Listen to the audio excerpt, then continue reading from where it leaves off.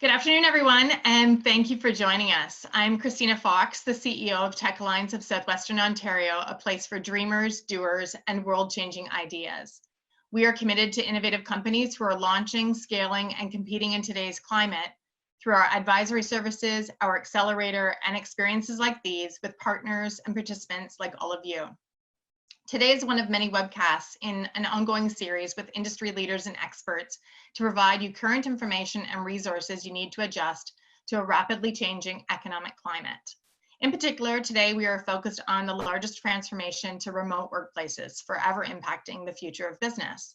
It is our hope through these partnerships and webcasts that we can empower you to make informed decisions and demonstrates our collective commitment to supporting entrepreneurs on their terms with the guidance that they need most when they need it most often. At TechAlliance, we are really hyper-focused on catalyzing the tech community and advocating for your best interest. And to that end, we're pleased to be hosting Clearing HR Hurdles in partnership with our good friends at Ahria Consulting. Joining us is a brilliant panel of industry experts from Mobials and Media Sonar technologies, as well as client companies, teams, and our tech community to discuss the HR challenges of today. Whether it's trying to protect the health and safety of employees, dealing with change, or ensuring suitable policies and procedures, today's session will share strategies for greater success. So before we get started with our presentation and panel, I'm just going to give you a few housekeeping. Everyone is muted for today's session. If you have any questions, though, please submit them through the Q&A button below, the Zoom Q&A button below featured at the bottom of your screen. Feel free to pop a question in there at any time. And we'll take a look at the questions we have prepared for the panel discussion and include your questions if they are unique or sort of a sub-question of some of the questions that we have prepared. This webinar will be recorded and will be available after the call. So we encourage you to keep an eye out for that email from Eventbrite so that you have this as an ongoing resource. So now I'd like to introduce you to our speaker, Terry Gillis. Terry is the president and CEO of Ahria Consulting. Terry has an entrepreneurial spirit with over 20 years experience in the field of talent management, guiding organizations in both the private and the public sector. As a certified professional coach, his expertise has transformed organizations through executive and leadership coaching and how organizations attract, retain, manage, and transition talent for organizational effectiveness. Terry's going to kick us off by highlighting a few key areas of focus that are bubbling up among HR professionals today as we face this pandemic together. So Terry, I'm going to give the next few minutes to you. Over to you, Terry. Well, thank you for that introduction. And I'm the people person.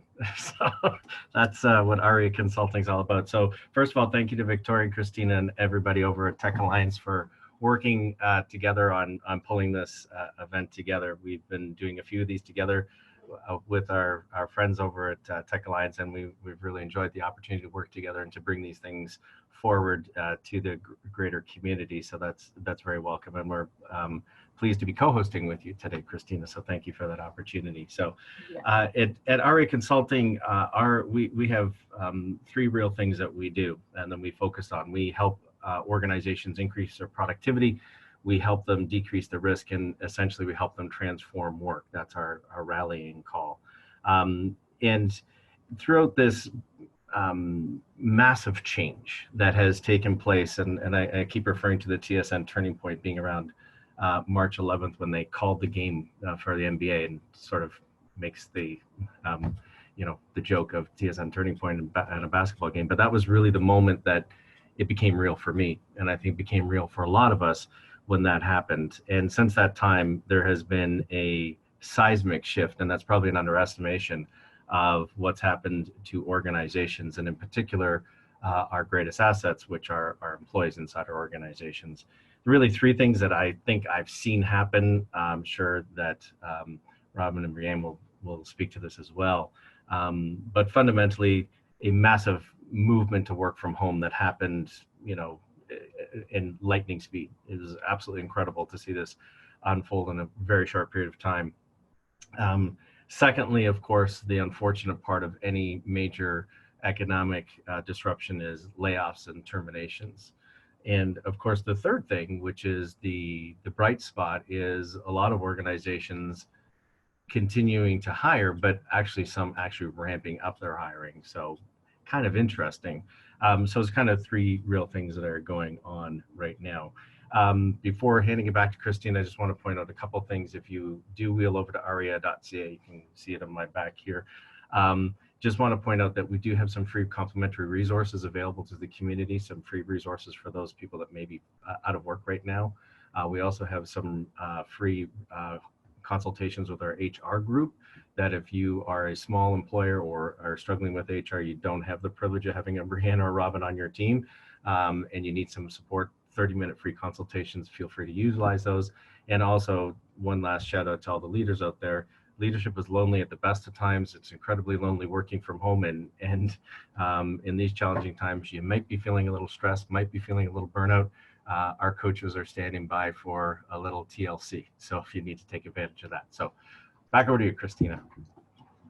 Oh, that's amazing. I love the fact that you called it sort of three major issues that are facing HR today. And I would suggest for those of you who are on the call, if you feel the same, go ahead and throw your hand up in the Zoom and start your questions below. So for questions, for the following questions, I should say, I'm going to ask questions of each of our panelists, and we'll keep track of time so that we can make sure that we answer some of the questions that are coming in. So for the first bit, before we get going with the panel discussion, I am very pleased to include Robin Minielly, Director of Human Resources at Mobials, and Brianne Edwards, Director of People Operations at Media Sonar Technologies. Welcome, Robin and Brianne. Do you want to just give a wave? Okay. So Robin, I'm going to kick off the Q&A with you, and Brianne, followed by you, same question. So Robin, tell us about Mobials, the size of your team, and the growth that you've faced as a company, the problems that you solve as a company, and the type of talent you hire or have hired lately. Sure, thank you so much for having me. So Mobials is a software development company. So we develop, market, and sell digital retailing solutions for the automotive industry. So as far as our team size go, we're just over 50 employees. And growth-wise, over the last year, we've grown quite significantly. And we see more significant growth coming later this year. As far as talent that we hire, we work very closely with Ivy, Western, Fanshawe, and we take many students through internship and co-op opportunities. So we do get some of our hires through there. Very often the internships will turn into a full-time position as well, which is really, really great. We find some great talent through our partnerships with the school. The local tech community, obviously, we're very tech focused, but we have many departments that we hire out of. So, marketing, product, as well. Awesome. Thank you, Robin, for kicking it off. And Brianne, same question for you. Tell us about Media Sonar, the size of your team, the growth that you faced, and the problems you solve as a company, and the type of talent that you hire or have hired lately. Sure. So as Christina said, I am from Media Sonar Technologies. We're a company that has developed an online investigations platform. So basically we provide data across surface, deep, and dark web, primarily for safety and security applications. The size of our team has grown to about 50, and over the last year or so, that's been about 20%. In terms of the types of problems that we solve, we are basically, we distill a whole world of online information and distill that into meaningful data to protect people and assets. So that could mean a lot of different things depending on our client types, but again, very focused on safety and security applications. In terms of the type of talent that we've hired over the last year or so, primarily our growth has been in our technical team, so mostly developers from co-ops all the way through to senior developers. So as Robin had said, we are very fortunate as well to be able to take advantage of some of the great talent that's coming out of our local schools here, as well as a really strong tech community where we get over 30% of our hires are referral based as well, so that's great. In addition to the technical team, we've also seen a lot of growth on our product team and sales as well. Oh, that's incredible. So the good news is that you're both growing in your capacity, that you are able to recruit talent from London, from Western, Ivy, Fanshawe, and that you're able to take referrals for talent so that you can have the kind of growth that you've had. That's really good news. It's good to hear that our tech talent pool continues to widen across our community. I love also that both of your teams are located downtown. And I don't know if you know, but we were originally supposed to move to our new downtown location on Saturday. But we will be doing so as soon as the world is safe again for us to make that move. So we can't wait to be contributing to a downtown community, a vibrant downtown community that you already contribute to. And it means that we can spend some more time together. Right. So to that end, this is a question for all three of you. And Robin, I might start with you, and then Brianne will come to you, and then Terry will come to you. And the question is, what are you seeing as the biggest challenges facing organizations right now from an HR perspective? Terry did, detail some of that in the opening, but I think if we can start with you, Robin, what are you seeing as the biggest challenges facing organizations right now from an HR perspective? Yeah, I think definitely one of them is there's just a lot of panic. Mm-hmm. There's a lot of different things going on. We have our customers and clients who are panicked. Employees are panicked for very different reasons, and uncertainty creates a lot of fear, and fear creates stress. Mm-hmm. So as leaders, we need to do the best to kind of mitigate that fear where we can and help support our employees, because obviously this can greatly reduce the amount of stress that our employees are feeling. Mm-hmm. And I think in order for our employees to be in good health and feel less stress, for them to be able to keep pushing the needle forward and supporting our customers and our clients, HR really needs to be there to support our teams when all of this is going on. It's hard not to watch the news and watch everything that's happening. And when you do, it just creates more and more fear. So it's a lot of just listening and comforting where we can. Awesome, thank you. And Brianne, did you want to go next, or did I see Terry? Gosh, I don't remember my own instructions right now. No, you said Brianne. So. Okay. Ladies first. All right. Okay. So I think there are probably an infinite number of HR challenges that are arising right now.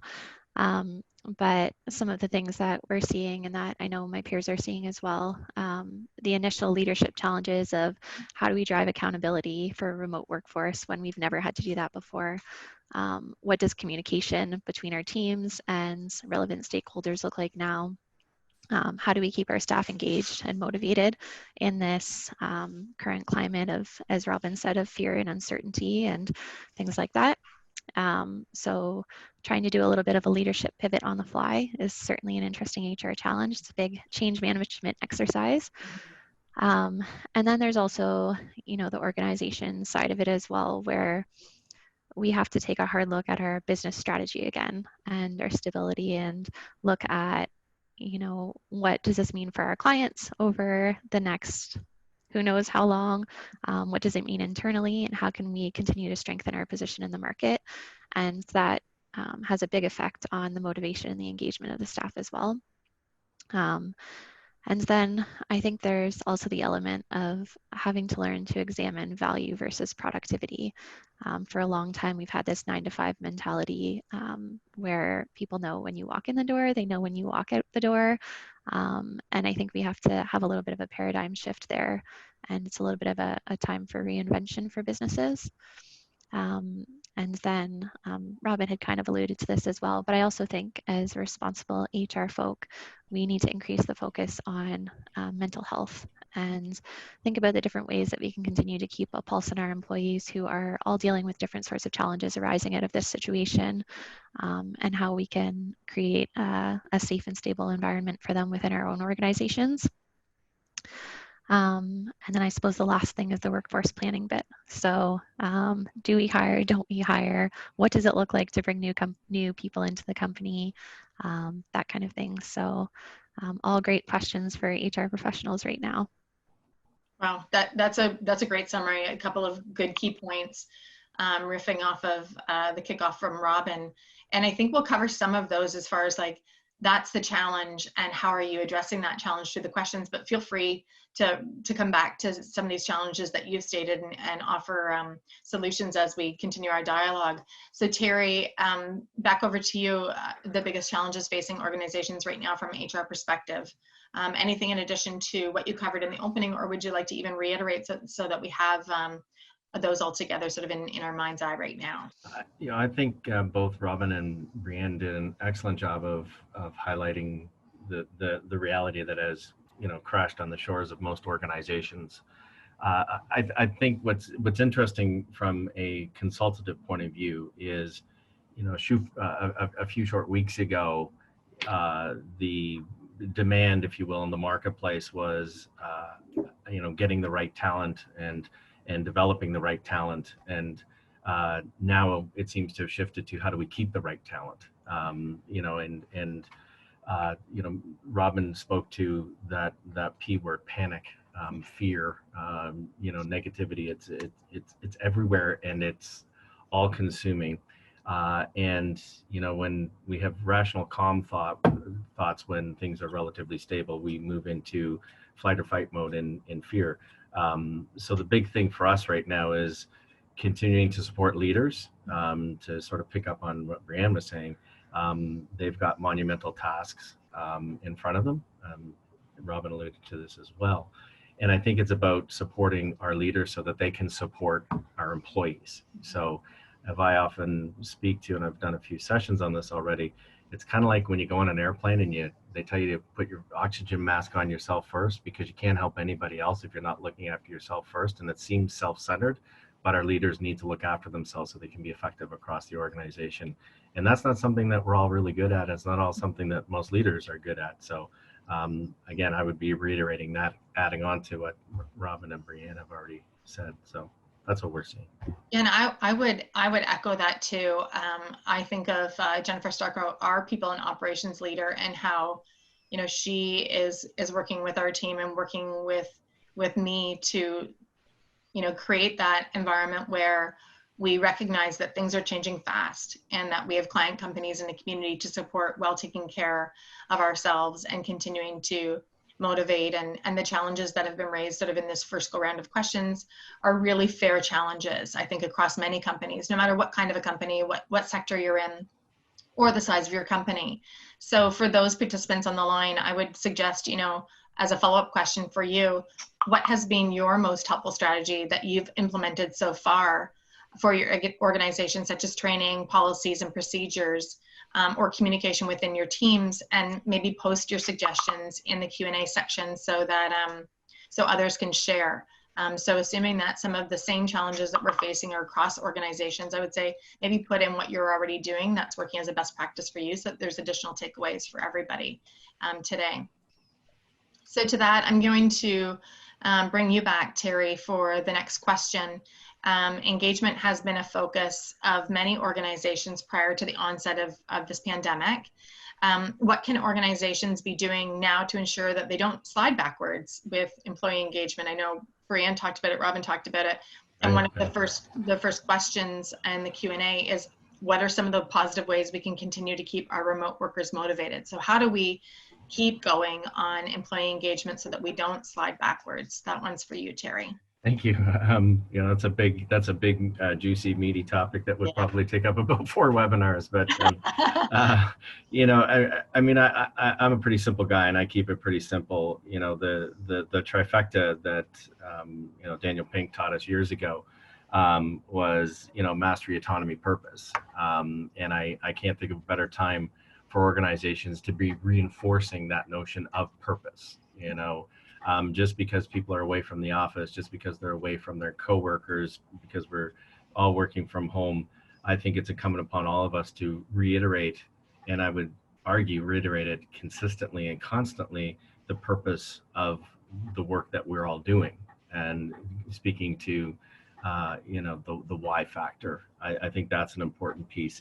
There's also, mechanical, tactical things that we can be doing, like constant communication, using different technology platforms to be communicating with one another, ensuring that, remote workers, if they're remote, to be able to have interactions that they're missing that they don't have at the office, that isn't always formal, and it's, you know, team huddles all the time, you know, the ability for them to interact with one another.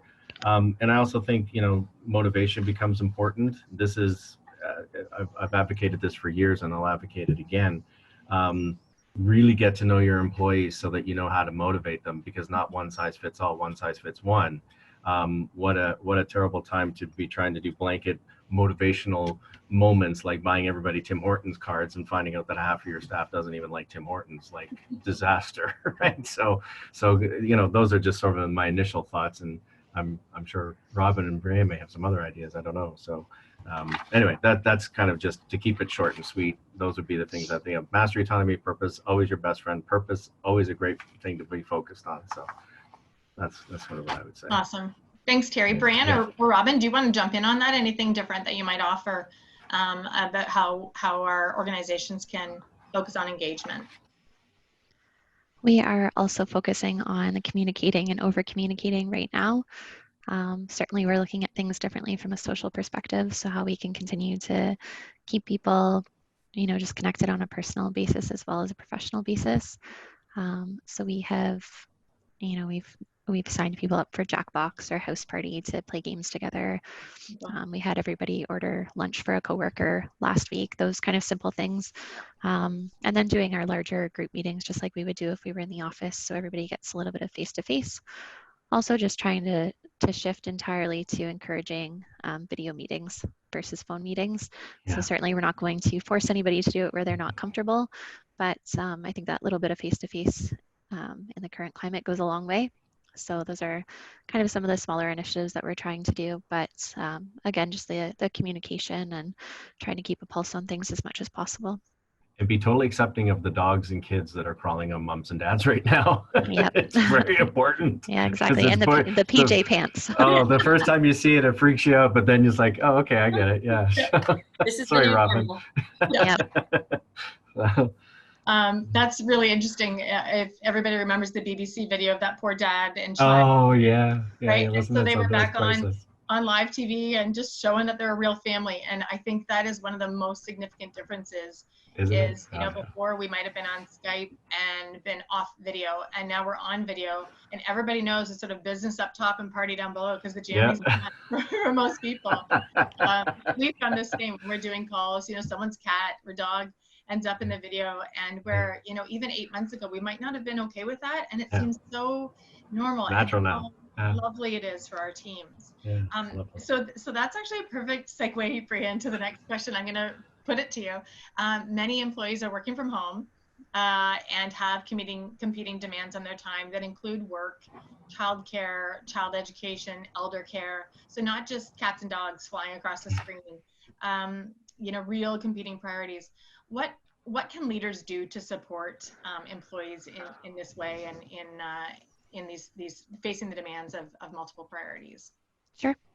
So I think the first thing that's important is for companies to commit to being open. So we've tried to communicate with people and encourage them to come forward and share with us when they are experiencing challenges.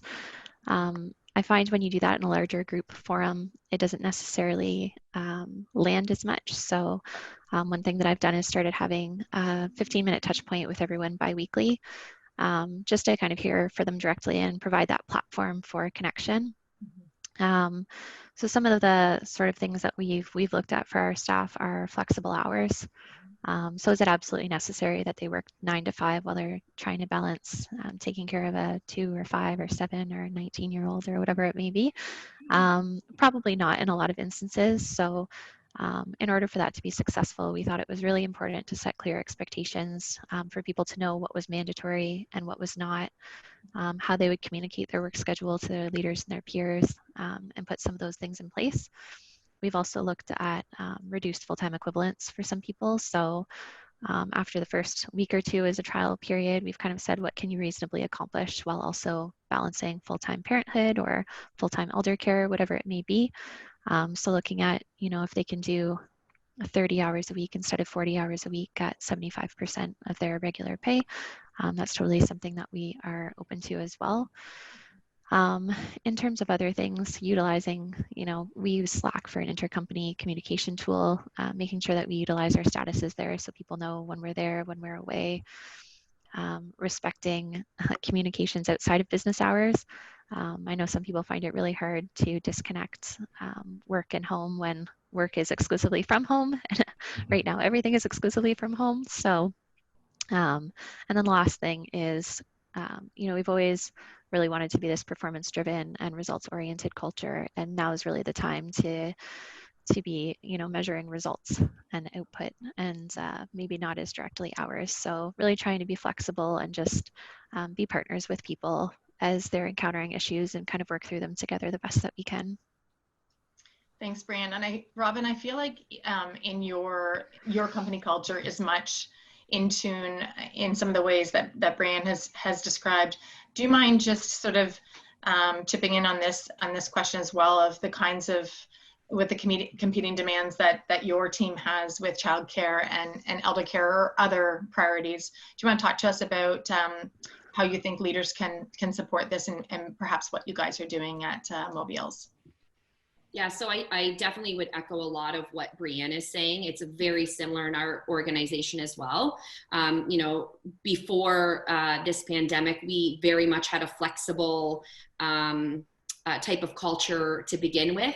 We allowed employees to, manipulate their schedules to make it work. As long as they were putting in their work time, we would work with them. So it's not much different. There might be more obstacles, I guess, for them to overcome now that they're, they might be helping teach their children at home now. So that's a little bit different, but I think the mentality is still the same.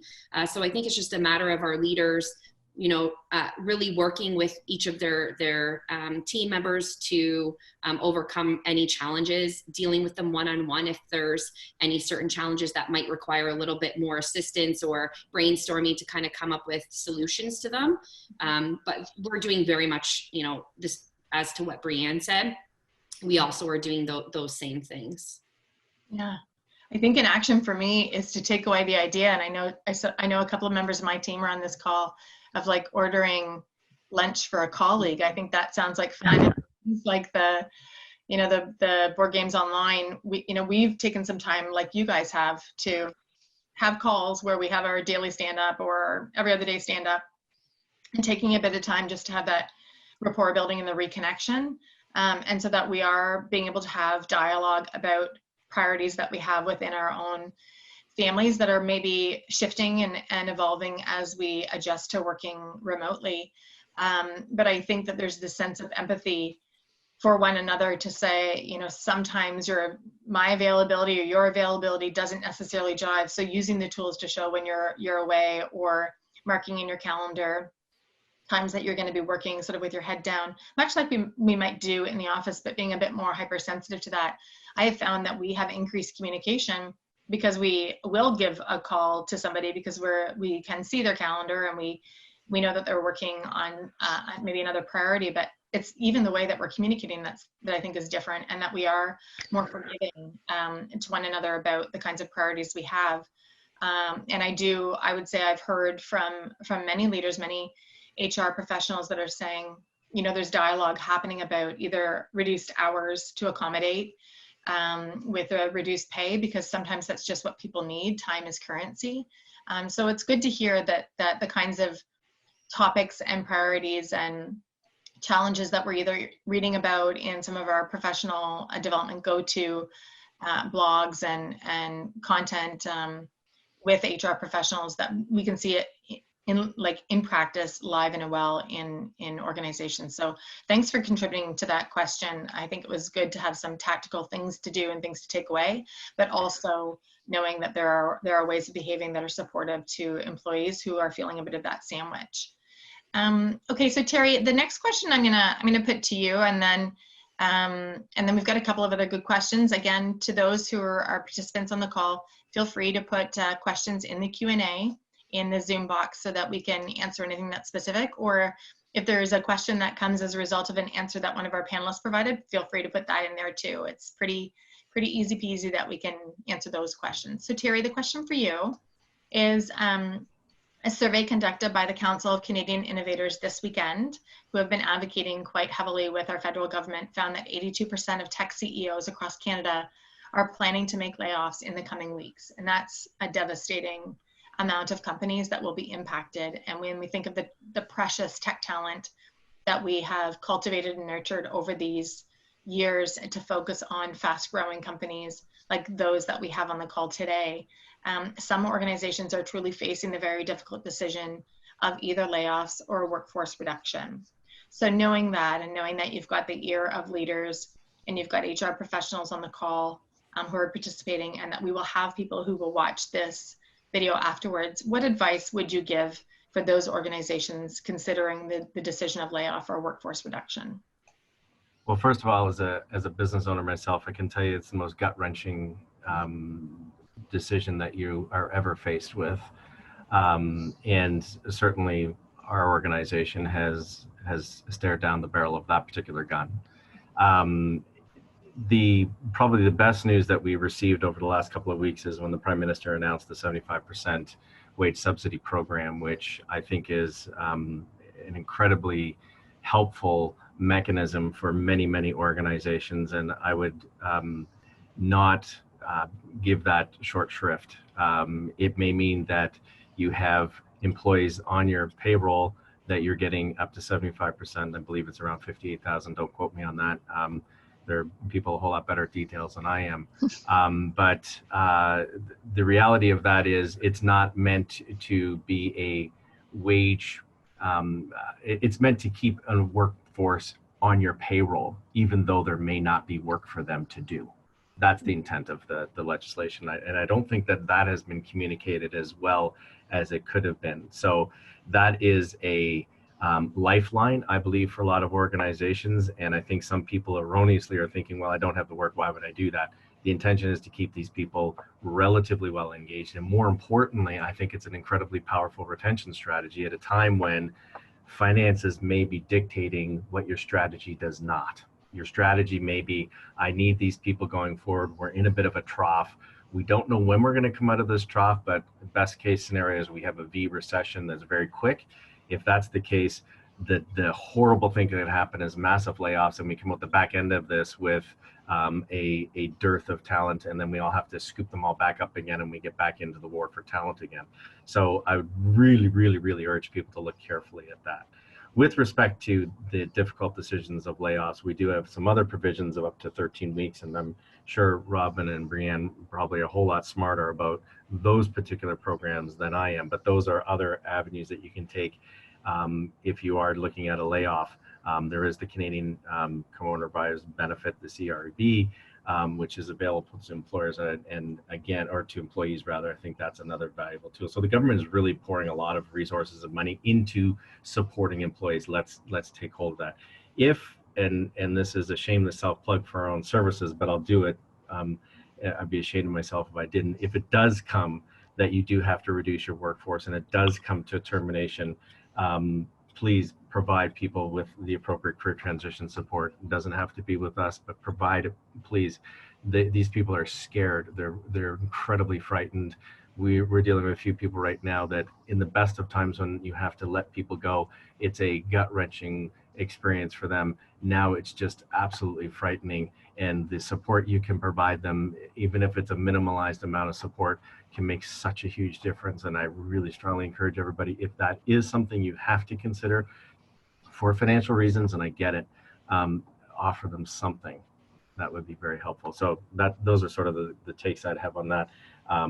Grab that 75% wage benefit if you can. Like, that subsidy is going to be a lifeline for a lot of us. So. And I would say for those of you who are on the call today, my guess is that you are familiar with the subsidies that are available. And if you're looking for a place where there's a summary of those, feel free to visit TechAlliance, a website. We've been calling a list and updating it daily as developments occur. And certainly as there's continued lobbying efforts, advocacy with our municipal, provincial, and federal levels, I know that that's turned into what feels like a full-time job for me in all of the very good ways. What I love about it is that nearly every company I'm talking to are leading with their people first. What do I do Awesome. with the talent that I have, with the people that I want to retain, with the talent I don't want to have to try and scoop back after this. So I've been really impressed by the focus on people as well as the business, because it's a scary time for founders and owners too, when they know that they've worked hard to recruit and train and upskill their employees. To look at the risk of losing them is really, really difficult. So I'm going to shift gears then here as it relates again to talent and HR best practice. Robin, the next question is for you. What do you see as the opportunity in this pandemic? And maybe it's that, it's something really specific to Mobials. Maybe it's something more specific to just HR best practice in general. But what is the opportunity that you see in this pandemic? So I actually see a few. I think we need to find ways to stay relevant. This pandemic has changed the way in which we do business, in which we operate our businesses, and it's going to continue to change over the next few months. We don't really know what it's going to look like over the next few months. So what can you do in order to change your service or products, maybe in order to stay relevant? Maybe that's something you have to look at. You need to be thinking about these things, and really we need to be thinking about them quickly, because things are happening and changing so quickly, and adapting is necessary, or unfortunately, we're going to be left behind. So I think that's the first point. Time. So time is another thing. There's tons of projects that I'm sure we all have kind of had on that back burner. We're like, oh yeah, when I have time to get to it, I'm going to get to it, but it might be a really impactful project. So I feel like now we have time. Let's get to those projects. Let's work on those things and get those things done. Thirdly, I think as leaders, we have an opportunity to lead our teams in ways we've maybe never led before. Our teams are using skills and they're learning and they're using skills that they've never used before. So it's really reshaping the way we lead and we do business. So there's lots to kind of think about there. Are we going to have to change some of our policies? What's the work from home model going to look like after this is done? So I can, speak from our organization. It's going really well. Some people are really enjoying it. Is that going to be different after this is done? Maybe we're going to have more people work from home. It's all these things that, we need to put thought into, and maybe it's going to look completely different than what it was. Maybe it's never going to be the same as what it was. And it's really just adapting. And then the last piece, as far as opportunity goes, and really every organization is different because, as Terry, talked about layoffs, there's some organizations that unfortunately that is the reality for them. But there's other organizations that maybe they can look at recruiting. There's lots of available talent on the market that maybe wasn't available before, but now it is. So maybe it's a time, to start looking at that talent and what's available, and who can we maybe bring on to or into our organization if that's a possibility. And again, that's going to be different for every organization. And from that standpoint, it also could be, maybe it's a customer or client that we've never been able to approach before, but now we have the ability to be able to do that. So there's lots of different aspects you can look at. But I definitely think, in all of this, there is definitely opportunities that are there. Mm-hmm. Okay. That's terrific. I love that list. And, that is something that's come up about the idea that, some companies are growing rapidly while some are looking at layoff or work reduction. And so that certainly is an opportunity. And the idea of bringing forward some of those projects that you can't seem to get to seems really like an abundance mindset. And I'm very pro for that.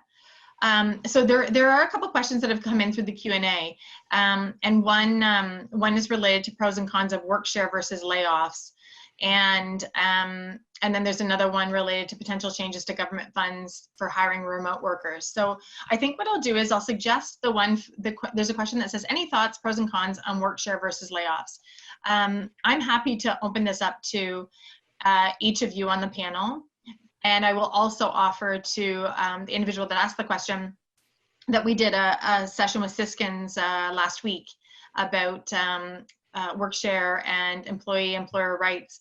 And what they have offered to us is sort of a virtual office hours. So for the person who asked that question online, feel free to pop a note to members of our team, Sarah Edmondson or Victoria Bright, and they'll hook you up with a one-to-one if you'd like, to actually dive into work-share versus layoff, and what's best for you as a company and what's best for you as an employee. But does anybody want to take that question from the panel? Do any of you feel like you have enough depth of information to do a bit of a pros and cons of work-share versus layoff? I think that it will be very circumstantial depending on the businesses and the specific challenges that they're having. I've done the government work-share before with a previous company that I was at. It was fantastic. It was easy to administer. The timeline for delay is like at least 30 days. So it's not an immediate thing that you can implement tomorrow. I don't know how those timelines will be impacted by coronavirus applications as well. But it is, you know, if it works for your organization, it's definitely a good option that can help mitigate some job losses for sure. And then on the temporary layoff side, I think that's a difficult one right now because there is a defined timeline for a temporary layoff before it transitions to a full layoff. So I think we need to be careful as employers at looking at, is the number of weeks, is it realistic for a temporary layoff to be recalled after the specified number of weeks that it would normally be? Does that make sense for our organizations right now, looking at the larger sort of economic impact? Otherwise, you are, you know, you're not only delaying your costs, but you're also delaying your employees from finding alternate employment, which is going to increase your costs as well, as we all know. So I think those are really tough ones right now that are really going to depend specifically on the organization that you're in. That's a great summary. Thanks for taking that on, Brianne. I would agree that it's based on the organization and your forward-looking focus. So I think what I'll do then is shift to Terry for this question related to HR policies. So what HR policies do you think are most at risk with work from home? And what do you recommend can be done? So just overarching policies that are at risk. Yeah,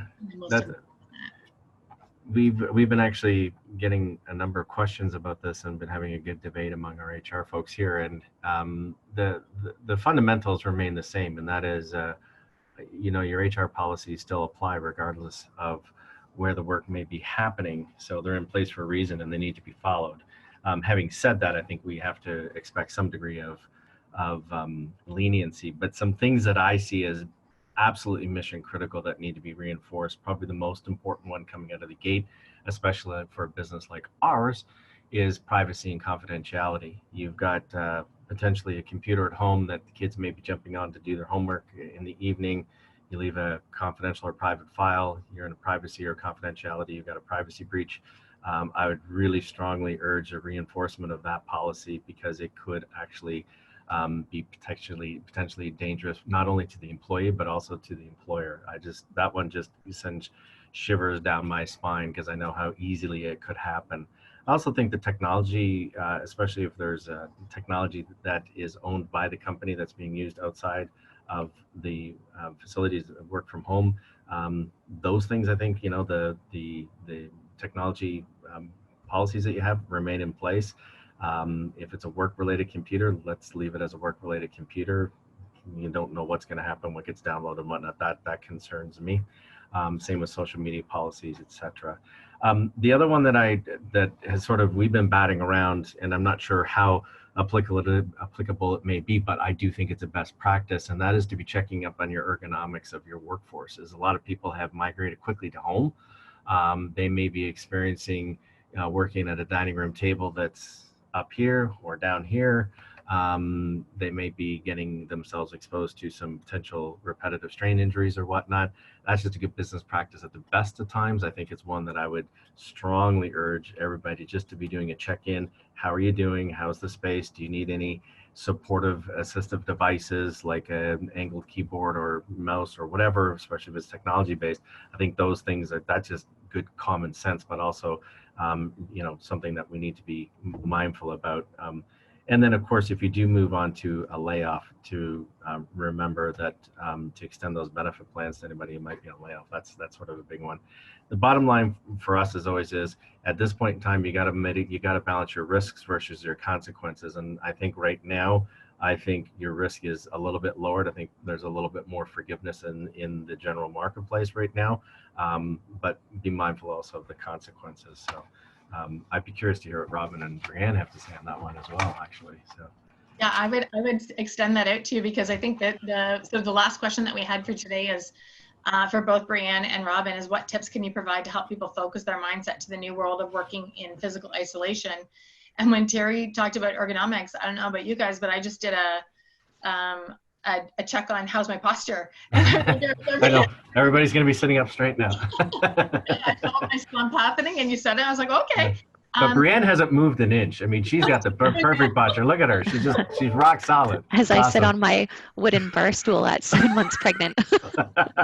Hey, it looks awesome. You're doing a great job. So can we have both Robin and Brianne jump in on physical isolation? So checking in on, mental health. I know it was shared by both of you at the beginning and Terry throughout, and then also sort of, physical. What does it physically mean? Any tips to start? Robin, do you want to kick off there? So Brianne kind of talked about this earlier. So checking in with employees. So that's something I've been doing, making sure I'm checking in with every single one of them.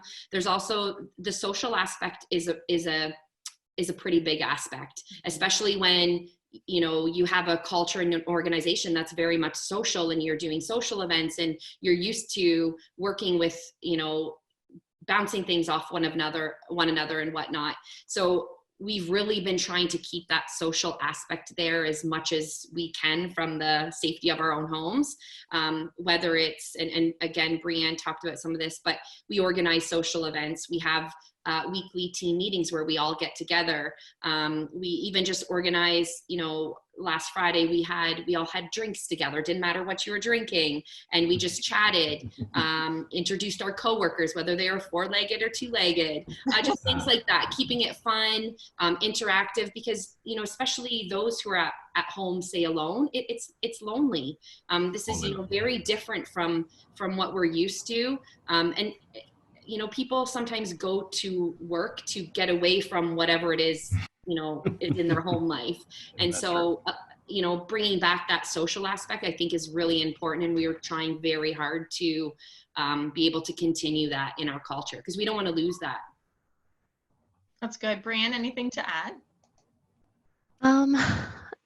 Yes, I guess. So one thing that we've really been trying to do is keep a pulse on what government resources are available to people, and making sure that we're sharing those with the team beyond just the employer, or the ones that benefit the employer.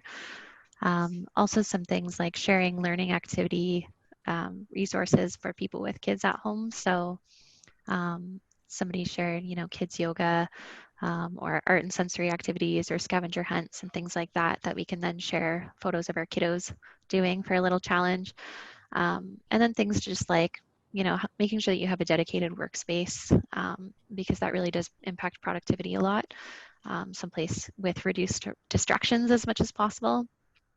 Sticking to regular work hours where people can. Of course, the caveat is those people that need flex hours right now, but trying to have some routine and structure to your day and kind of keep things going forward as usual.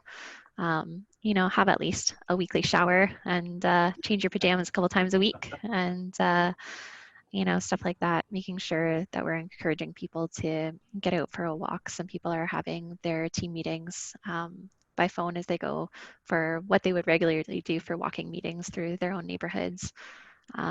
Again, paying attention to mental health and creating the platforms for people to come forward that are experiencing challenges, that type of thing. That's awesome. I'm a big proponent of getting out in the sun, because it's great. It's a magical drug. It releases stress, and it's so incredibly helpful. I know it's hard to come by in Southwestern Ontario sometimes, but the last few days have been magical. Get out and just feel that warmth. It's phenomenally invigorating. We were celebrating that as a team of, if you have the opportunity to work outside, what does your space look like? So there was a bit of an exchange of that. So it was nice. And it was like giving people permission to just be normal and to honor that we are all doing the best that we can in this time of change. To that end, I am doing a time check. Thank you to all three of you for joining us for longer than our 45 minutes. And I know we've had a few attendees that have had to drop off because their time was up. But let me offer my formal thanks to both Robin from Mobials and Brianne from Media Sonar for joining us today and providing your expertise and insight. The preparation that you did for this call and being able to share openly some of the best practice that you carry and the kinds of things that you're doing within your teams has been really tremendous. Thank you for doing so. And thank you, Terry, as a co-presenter, a partner to this experience of Ahria Consulting and your entire team, plus our team at TechAlliance, as we continue to deliver experiences that support all of those that are on the call, our founders and entrepreneurs, technology community, and businesses beyond. What I really loved was this is a really good parlay into, taking care of people as we go forward. And so next week we are showcasing an emotional intelligence experience with another Rockstar panel. They've got big shoes to fill, I can tell you that right now. So we encourage anybody who's listening to continue to stay in touch and keep an eye on what we've got on the go and join us next week. In the meantime, visit our website to access the updated resources page. As we learn things, we're trying to collate that all in one spot so that you're not have to necessarily look for sources or resources for yourself as in your company or for your employees. And that's really it for today. I hope everybody has an incredible day. Be well, be safe, and again, thank you for joining us.